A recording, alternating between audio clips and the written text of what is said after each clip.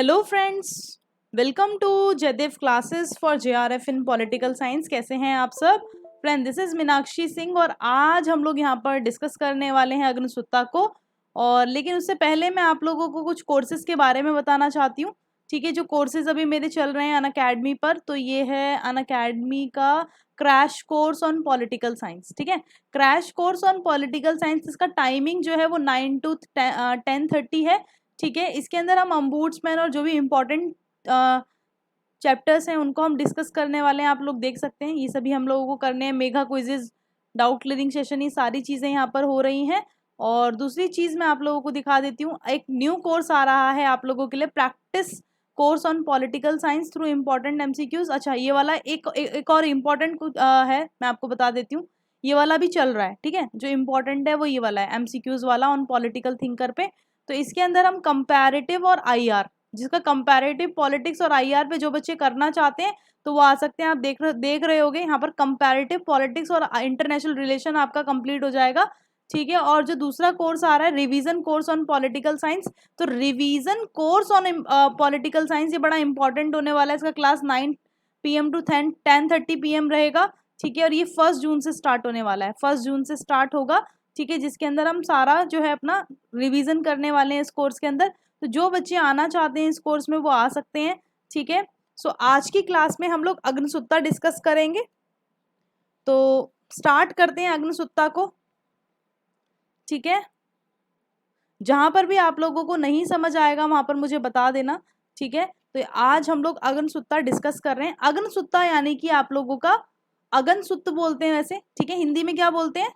हिंदी में बोलते हैं आपका अगनसुत्त। अगनसुत्त यानी दीघ निकाय।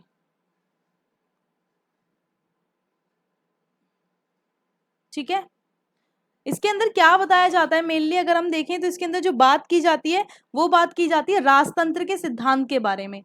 राजतंत्र के सिद्धांत के बारे में बात होती है इसके अंदर।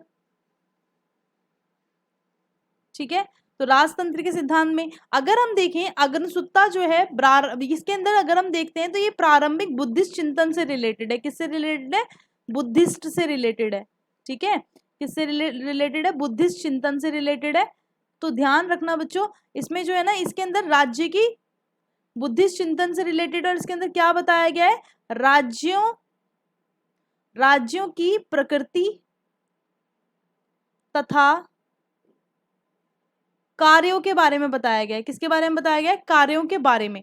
ठीक है, और ये जो राज्य की प्रकृति तथा कार्य हैं तो ये 3 चरणों से होकर गुजरते हैं। 3 चरण बताए गए हैं इसके। कितने चरण बताए गए हैं? 3 चरण बताए गए हैं। तो 3 चरण कौन कौन से हैं अगर हम देखें तो 3 चरण, पहला चरण जो है अगर हम देखें तो प्रथम चरण में क्या है? महासम्मत की कहानियां हैं। क्या है? महासम्मत की कहानियां। महासम्मत की कहानियां इसमें बताई गई हैं। ठीक है, पहले चरण में महासम्मत की कहानियां मिलती हैं, जिसके अंदर क्या है? मेनली राज्य की उत्पत्ति के बारे में बताया गया है। राज्य की उत्पत्ति यानी ओरिजिन ऑफ द स्टेट। राज्य की उत्पत्ति के बारे में पता चलता है, विस्तार से बताया गया है कि राज्य की शुरुआत कैसे हुई। जो राज्य की शुरुआत अगर हम देखें तो अर्ध समझौता के अनुसार हुई थी। किस अकॉर्डिंग हुई? अर्ध समझौते के माध्यम से हुई थी। और इस व्यवस्था के अनुसार क्या था? जो राजा होता है ना, राजा लोगों की भलाई के लिए काम करेगा। जो राजा थे, ठीक है, वो लोगों की भलाई के लिए काम के लिए तैयार हो जाते हैं, और बदले में लोग जो है वो राजा को कर लगाने, उस कर को इकट्ठा करने का अधिकार भी प्रदान कर देते हैं। पहला वाला मैंने चरण आपको बताया जिसमें महासम्मत की कहानियां हैं। इसके अंदर क्या बताया गया? इस व्यवस्था के अंदर राजा जो है लोगों की भलाई हेतु विशेष कार्य करने को तैयार हो जाता है, और बदले में लोग क्या करते हैं? राजा को कर लगाने और उसे इकट्ठा करने की अधिकार दे देते हैं। ठीक है, अब आ जाओ दूसरे पे। दूसरा अगर हम देखें, दूसरा चरण है राज्य के विकास से, डेवलपमेंट ऑफ स्टेट। तो दूसरा चरण बात करता है राज्य के डेवलपमेंट की, ठीक है, विकास की, राज्य के विकास की। तो इसमें राजशाही व्यवस्था के बारे में बताया गया है। किसके बारे में बताया गया है? राजशाही व्यवस्था के बारे में। ठीक है, इसमें अगर हम देखें तो राजशाही व्यवस्था के बारे में बताया गया है। ठीक है, राजशाही व्यवस्था के बारे में बताया गया है इसके अंदर।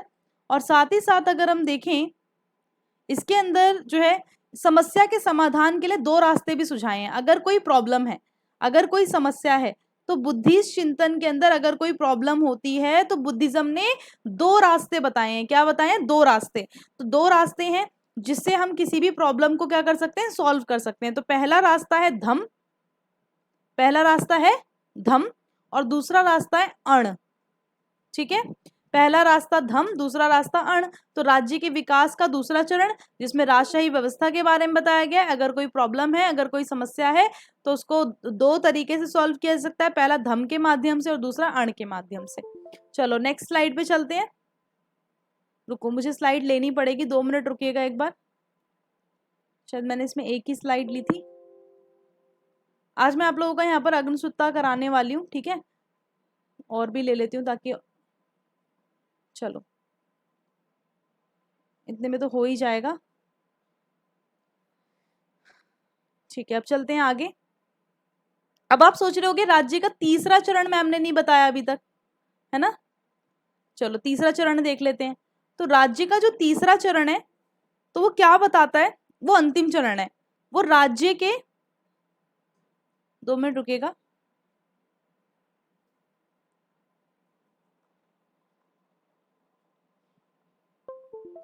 हाँ अब ठीक है। ये राज्य के धम के प्रचार, किसके? धम के प्रचार व प्रसार का एक माध्यम बन जाता है। ठीक है, मुझे थोड़ा स्लो लग रहा होगा लेकिन प्लीज मैं लिख रही हूं यहाँ पर आप लोगों के लिए, ठीक है, तो इसी वजह से थोड़ा सा स्लो चलेगा ये वाला चैप्टर ताकि आप लोगों को समझ भी आ जाए। ठीक है, तो पहले में हमने क्या देखा? पहले में हमने देखा था, पहले हमने देखा कि अग्निसूत्ता दीघ निकाय, ठीक है, राजतंत्र का सिद्धांत बुद्धिस्ट चिंतन से रिलेटेड है। इसमें राज्य की प्रकृति तथा कार्यों के बारे में 3 चरण दिए हैं। पहले चरण में महासम्मत की कहानी है जिसमें ओरिजिन ऑफ स्टेट बताया गया है, दूसरे में डेवलपमेंट ऑफ स्टेट बताया गया है, इसके अंदर राजशाही व्यवस्था के बारे में बताया गया है। और समस्या, अगर कोई समस्या होती है तो बुद्धिस्ट चिंतन के अंदर समस्या का 2 तरीके से हम उसे सॉल्व कर सकते हैं। तो पहला बताया है धम और दूसरा बताया है अण। चलो अब देखते हैं आगे। तीसरा यहाँ पर देखो, राज्य धर्म के प्रचार और प्रसार का एक माध्यम बन जाता है, तीसरा वाला। ठीक है, और राज्य को कैसी शक्तियां प्राप्त हो जाती हैं? राज्य को अगर हम देखें तो दैवीय शक्तियां प्राप्त हो जाती है, दैवीय शक्तियां, चमत्कारी शक्तियां यहाँ पर राज्य को मिल जाती हैं। ठीक है, चमत्कारी शक्तियां प्राप्त हो जाती हैं। ठीक है, अब देखो अगर हम देखें, जो अब ना सिर्फ राजा की शक्तियों को चुनौती देने होगी बल्कि अब राज्य की जो भी काम है, जो भी राज्य के काम अगर हम देखें तो क्रियाकलापों को नियंत्रित करने की स्थिति में भी आ जाते हैं कि हाँ भाई क्रियाकलापों को भी नियंत्रित किया जा सकता है। ठीक है, अब राज्य अब कैसा है? अब जो टोटल अगर हम देखें, अब राज्य कैसा बन गया? राज्य अब एक नैतिक संस्था बन गया है। क्या बन गया है? राज्य अब एक नैतिक संस्था बन गया है। ठीक है, राज्य अब नैतिक संस्था बन गया। तो अब देखिए दीघ निकाय के अंदर अगर हम देखें तो बुद्ध ने कुछ जो उपदेश दिए थे उनका संग्रह है। ठीक है, और ये समाज व्यवस्था की उत्पत्ति के बारे में है। जैसे कि अगर हम देखें तो सृष्टि कथा इसमें मिलती है। क्या मिलती है? सृष्टि कथा। तो सृष्टि कथा अगर हम देखेंगे तो उसके अंदर बहुत सारी चीजों को बताया गया है। सृष्टि कथा के अंदर अगर हम देखें तो ये राज्य की उत्पत्ति के बारे में है। ठीक है, और इसमें महावस्तु जैसे परवर्ती बौद्ध ग्रंथ भी हैं। ठीक है, जो कि खिचड़ी संस्कृत में लिखे गए हैं। किसमें? खिचड़ी संस्कृत में। और बौद्ध स्रोतों में अगर हम देखें तो राज्य की जो उत्पत्ति हुई थी ना, वो ना केवल निजी संपत्ति के उदय के महत्व पर जोर दिया गया है, यहाँ पर अगर हम देखें परिवार की भूमिका का भी उल्लेख किया गया है। ठीक है, इसके अंदर अगर हम बौद्ध स्रोतों में देखें तो ना तो इसमें राज्य की उत्पत्ति के बारे में तो बताया ही गया है। ठीक है, और इसमें परिवार की भूमिका का भी उल्लेख है। ये ध्यान रखना, परिवार की भूमिका का भी उल्लेख दिया गया है।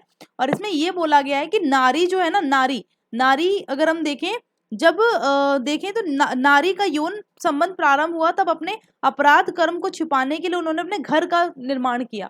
ठीक है, ये माना जाता है, मतलब ये स्टोरी है एक।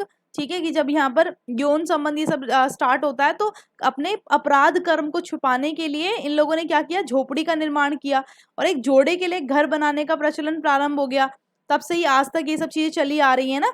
हिंदुओं को भी विश्वास अनुसार शांति पर्व में एक स्थान पर कलयुग में द्वंद्व या विवादी परिवार के उदय का उल्लेख है ना। और देखो दीघ निकाय अगर हम देखें तो राजशाही व्यवस्था का सिद्धांत इसमें है, राज्य की उत्पत्ति के संबंध में बताया गया है।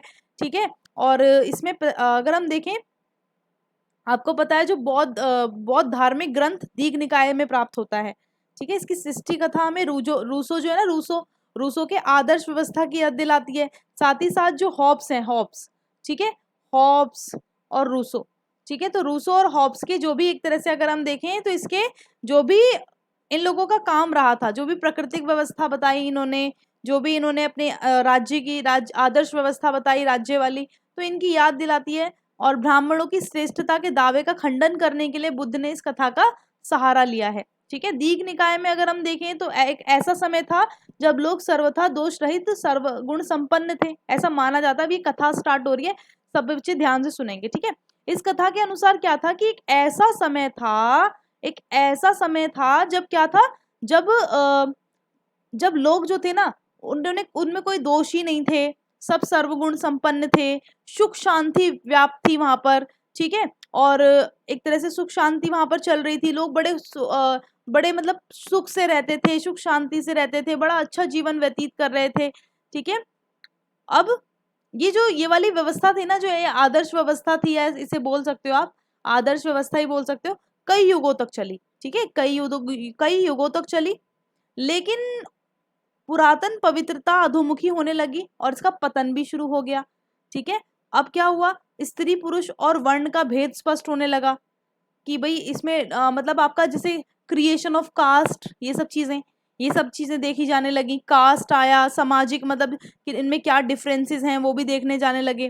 ठीक है, अब परिवार एवं संपत्ति संस्थाएं कायम हो गई, परिवार आने लगा, संस्थाएं आने लगी, संपत्ति आ गई।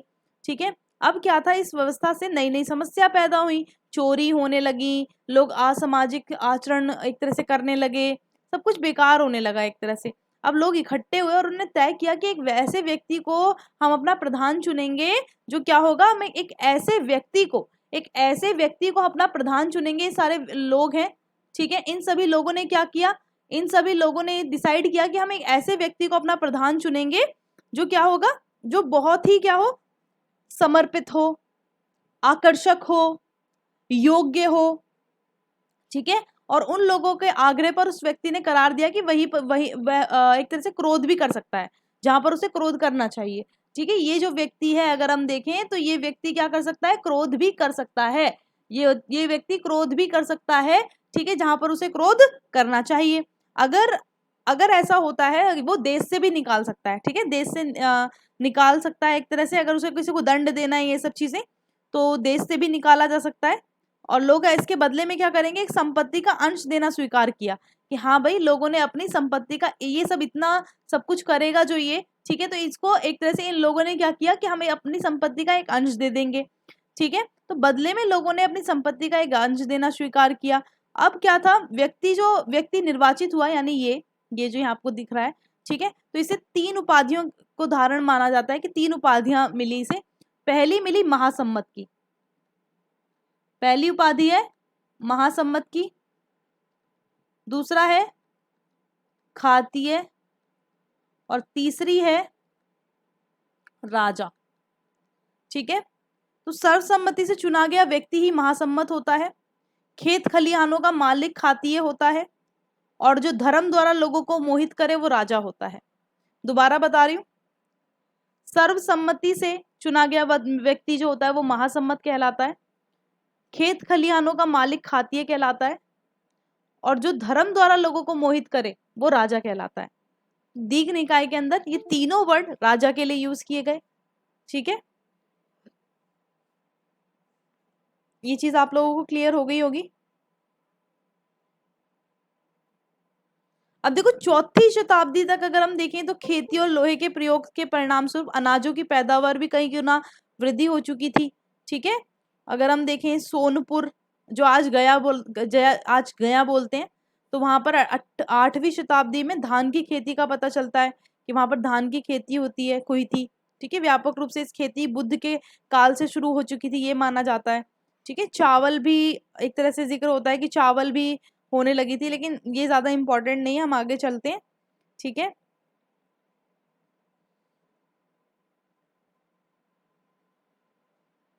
अब देखो दीघ निकाय के अंदर और क्या क्या चीजें बताई गई हैं। दीघ निकाय के अंदर अगर आप देखोगे, थोड़ा सा ना मेरे इसमें टैब में प्रॉब्लम है, ठीक है।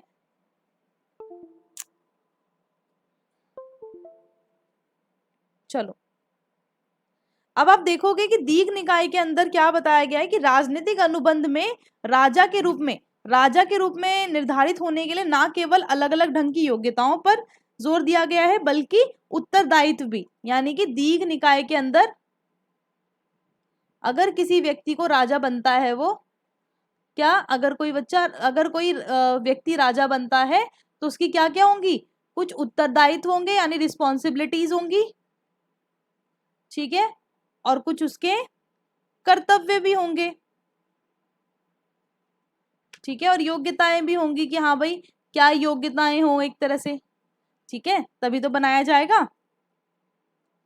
तो दीघ निकाय में बताया गया है कि सौंदर्य, जनप्रिय, आकर्षण, योग्यता पर बल दिया गया है। किस किस पर बल दिया गया है? जो राजा को अगर हम योग्यता अगर हम देख रहे हैं तो वो कैसा होना चाहिए, सौंदर्य एक तरह से, ठीक है, सौंदर्य देखा जाएगा, जनप्रियता देखी जाएगी, लोगों में कितना प्रिय है वो, ठीक है, और आकर्षण देखा जाएगा,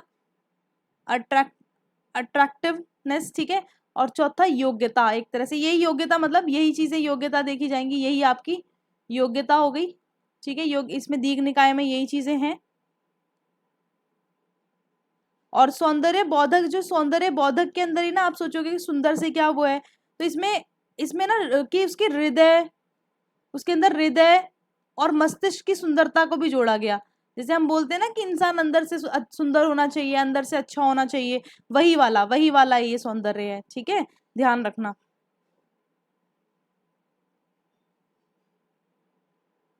और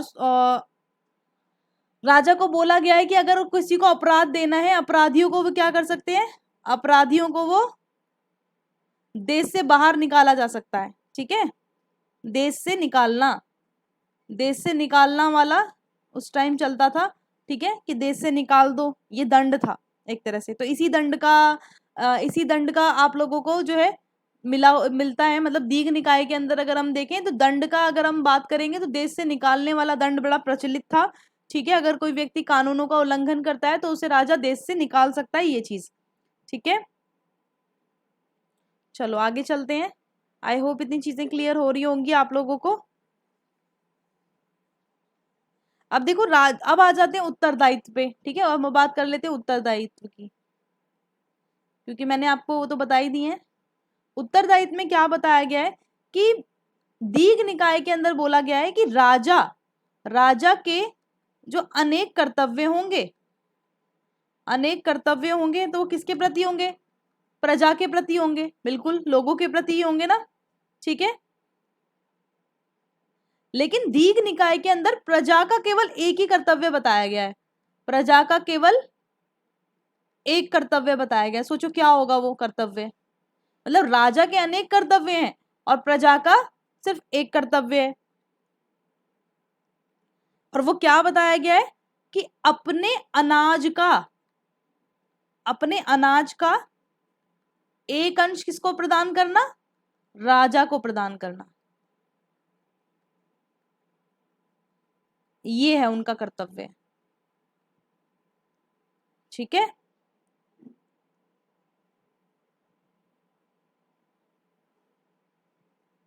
ठीक है, और धर्म सूत्र अगर आप देखोगे, धर्म सूत्र में बताया गया है, ठीक है, जो बौद्ध का है ना धर्म सूत्र, उसमें बताया गया है कि राजा लोगों से उपज का छठा भाग लेकर बदले में लोगों की रक्षा करे, ठीक है, ये चीजें बताई गई हैं, तो ध्यान रखना यहाँ पर ये सब चीजें हैं।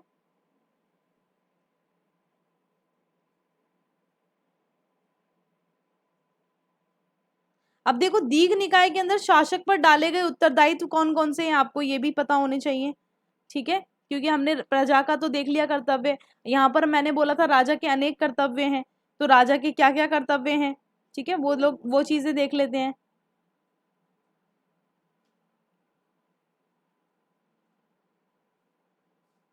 इसमें देखो क्या क्या होगा इसके अंदर अगर हम देखें,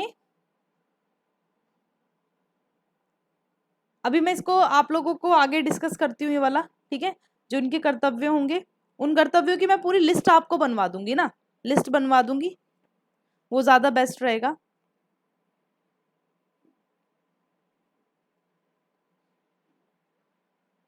चलो आगे चलते हैं।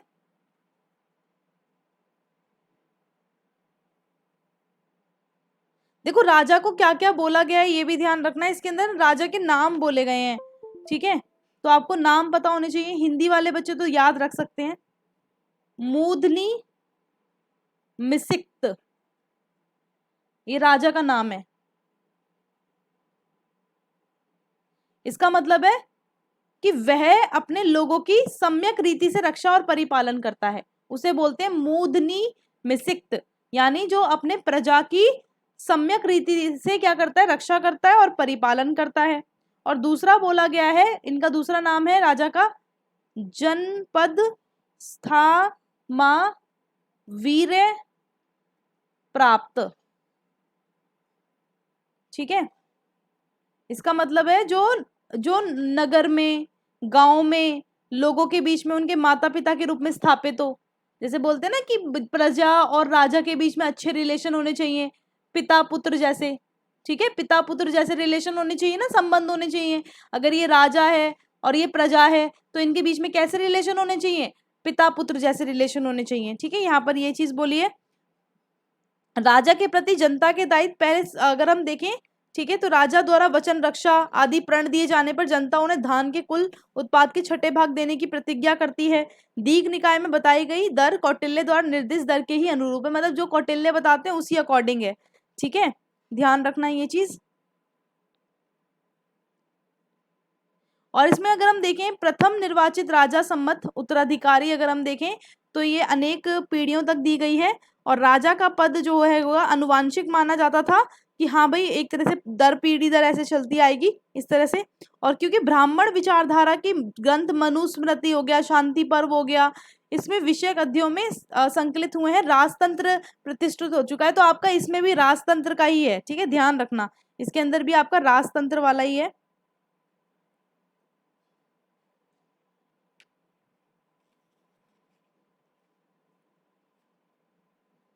चलो आगे चलते हैं हम लोग।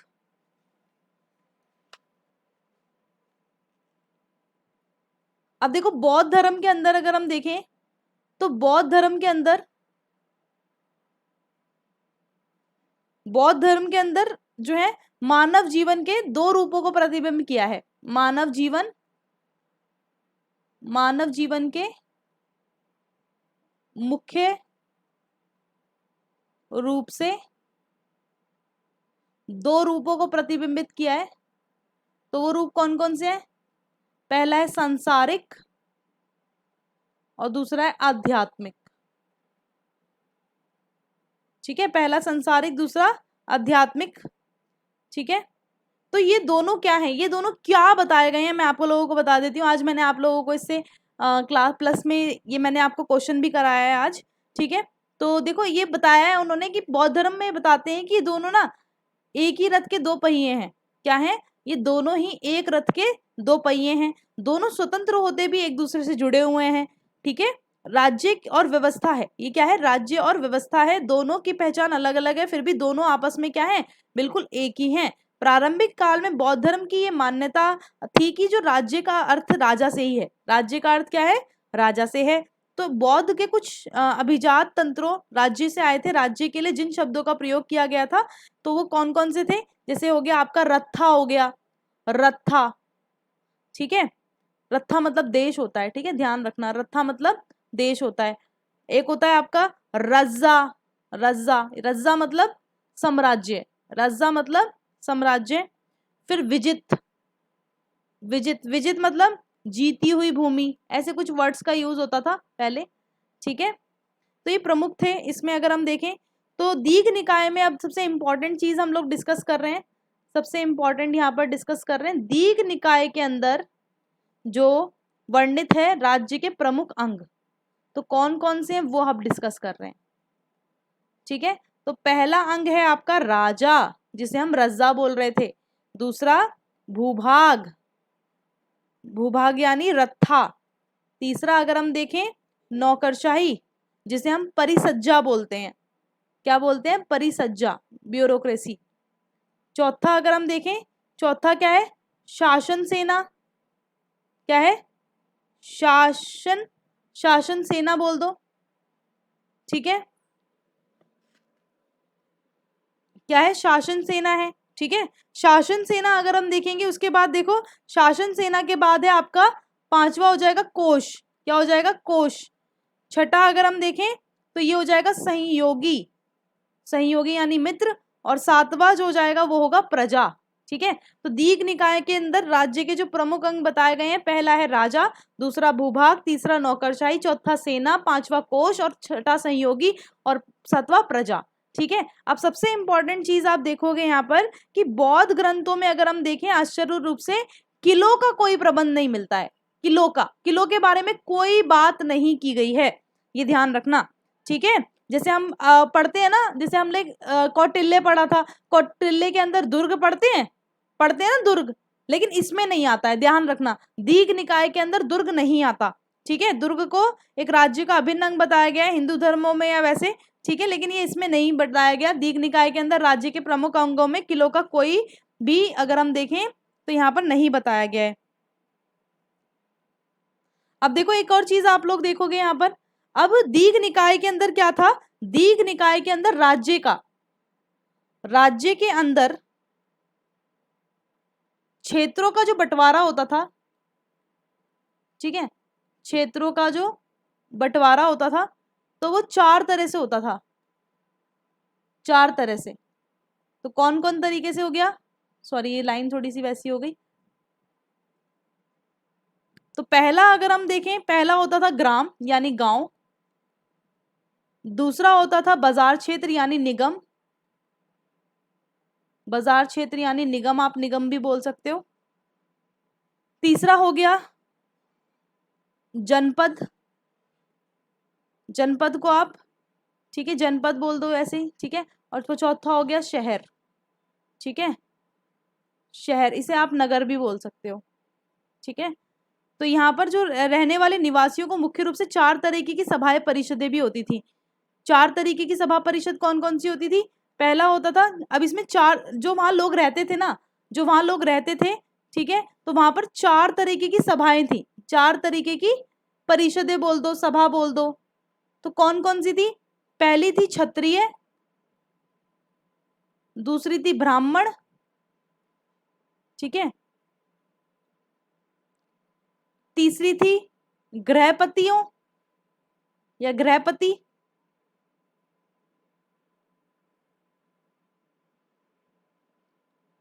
और चौथी थी धार्मिक भिक्षुओं के लिए, धार्मिक भिक्षु, धार्मिक भिक्षुओं के लिए, ठीक है। आई होप आप लोगों को राइटिंग समझ आ रही होगी, वैसे मैं आराम आराम से लिख रही हूँ, ठीक है।